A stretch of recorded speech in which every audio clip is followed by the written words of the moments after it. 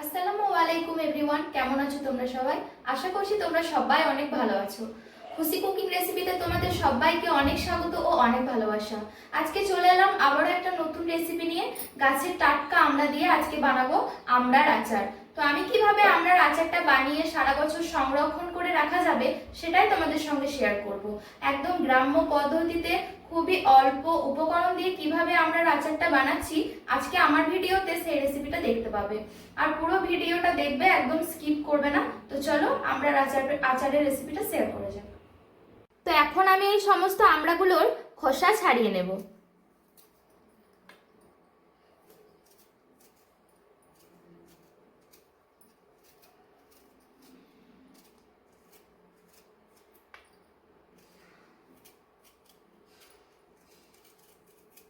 সব আমড়াগুলোর খোসা ছাড়িয়ে তারপর আমি ফিরে আসছি। সব আমড়াগুলো আমার কাটা হয়ে গেছে। সমস্ত আমড়া থেকে আমি খোসাগুলো ছাড়িয়ে নিয়েছি। এখন হালকা করে একটু থেতো করে নেব, যাতে করে আমড়ার ভিতরে সমস্ত মশলাগুলো ভালোভাবে ঢুকে যায়।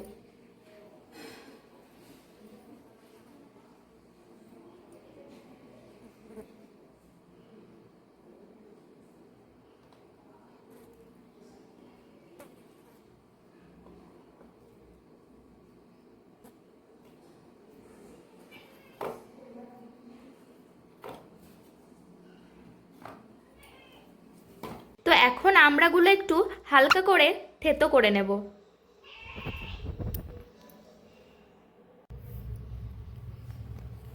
তো এই যে সব আমড়াগুলো আমার থেতো করা হয়ে গেছে। এখন আমি আচারের পুরো পদ্ধতি শেয়ার করব। তো চলো দেখতে থাকো। প্রথমে 4টে শুকনো লঙ্কা গোটা দিয়ে দিচ্ছি।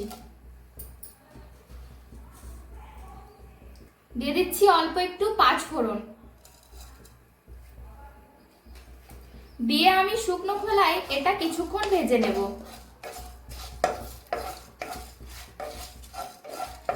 এখানে কোনো রকম তেল ইউজ করিনি।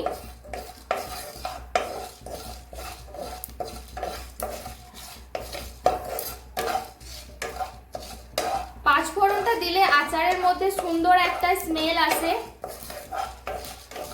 যেরকম ঝাল খাবে সেরকম লঙ্কাটা দেবে।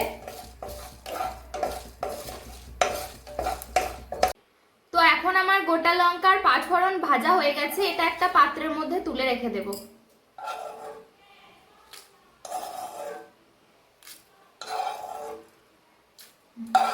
এখন দিয়ে দিচ্ছি 1 চামচ পরিমাণ ঘি।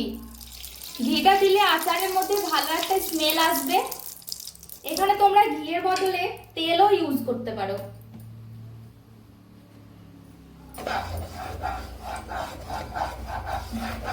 তো ঘিটা আমি খুব ভালোভাবে গরম করে নিয়েছি। এখন থেতো করা আমড়াটা আমি দিয়ে দিচ্ছি।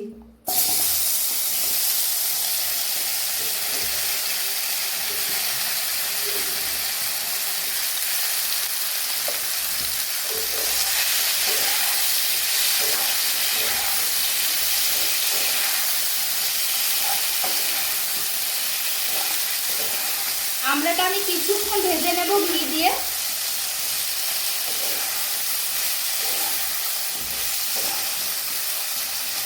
এখনই সুন্দর একটা স্মেল আসতে শুরু করেছে। পরিমাণ মতো লবণ,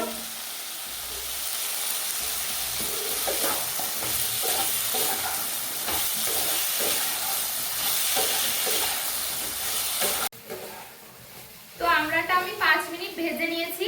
আর এই ভাজার কারণেই 1 বছর আমি সংরক্ষণ করে রাখতে পারবো।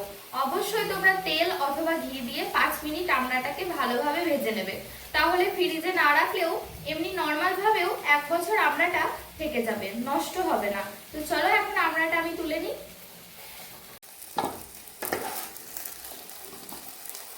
আমি খুব ভালোভাবে 5 মিনিট এটা ভেজে নিয়েছি। এখন তুলে নিচ্ছি। আমি 5 মিনিট ভালোভাবে ভেজে নিয়েছি। এখন দিয়ে দিচ্ছি চিনি।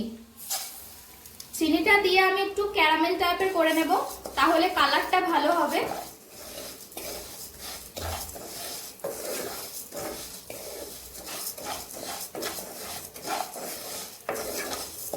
এখন দিয়ে দিচ্ছি অল্প একটু জল।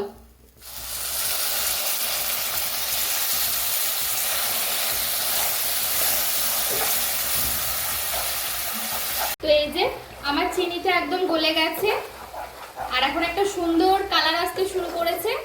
তো চিনিটা আমি আরো কিছুক্ষণ ফুটিয়ে নেব। তো চিনির সিরাটা আমার রেডি হয়ে গেছে। এখন দিয়ে দিচ্ছি আমড়াটা।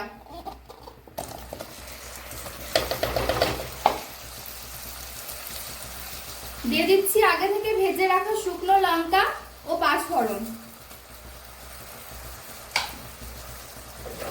দিয়ে আমি ভালোভাবে নাড়াচাড়া করে নেব।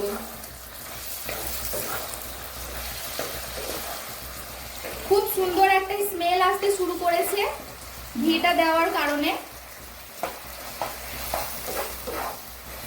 এখন দিয়ে দিচ্ছি দুটো তেজপাতা। যারা বেশি তেজপাতার স্মেল পছন্দ করো তারা প্রথমেই এটা দিতে পারো, যেহেতু আমি বেশি পছন্দ করি না তাই একটু শেষের দিকে দিচ্ছি।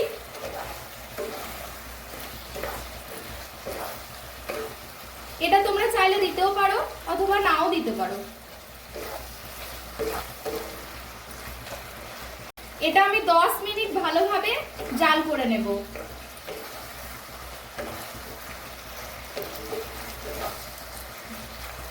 তো আচারটা আমার একদম রেডি। এখন একটা পাত্রে এটা তুলে নেব। আচারটা এখন তুলে নিচ্ছি। এই যে দেখো, দেখে লোভ লাগছে খেতে।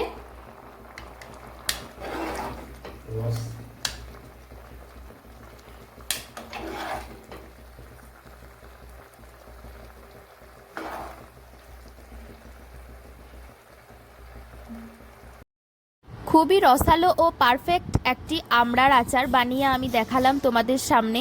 একদম পুরো বিয়ে বাড়ির মতো খেতে, কিন্তু খুবই সুস্বাদু হয়েছিল আর খুবই পারফেক্ট হয়েছিল। অবশ্যই তোমরা বাড়িতে ট্রাই করো আর কমেন্টে আমাকে জানিও কেমন হয়েছে আজকের রেসিপিটা।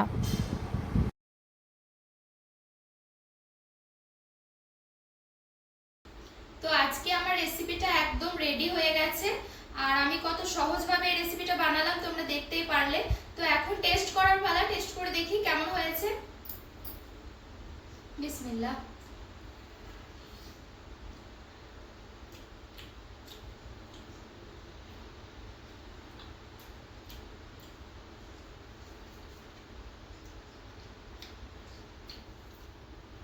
দারুণ হয়েছে খেতে।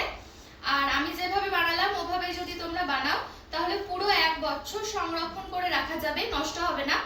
আর যাদের ফ্রিজ নেই তারা ফ্রিজ ছাড়াও এটা রাখতে পারবে। আর ঘিটা দিলে কিন্তু স্মেলটা খুব ভালো আসবে। অবশ্যই তোমরা ঘিটা দেওয়ার চেষ্টা করবে। তো আমার রেসিপিগুলো যদি তোমাদের কাছে ভালো লাগে তাহলে অবশ্যই like, comment, share and subscribe করবে। আর আমার পাশে থাকবে নিত্য নতুন রেসিপি পেতে। আর আমি এরকমই ভালো ভালো রেসিপি তোমাদের সামনে আনার চেষ্টা করব। তোমরা প্লিজ আমার পাশে থেকো, আমাকে সাপোর্ট করো। আজকের মতো এই পর্যন্তই। দেখা হচ্ছে নেক্সট একটা রেসিপিতে। আল্লাহ হাফেজ, টাটা।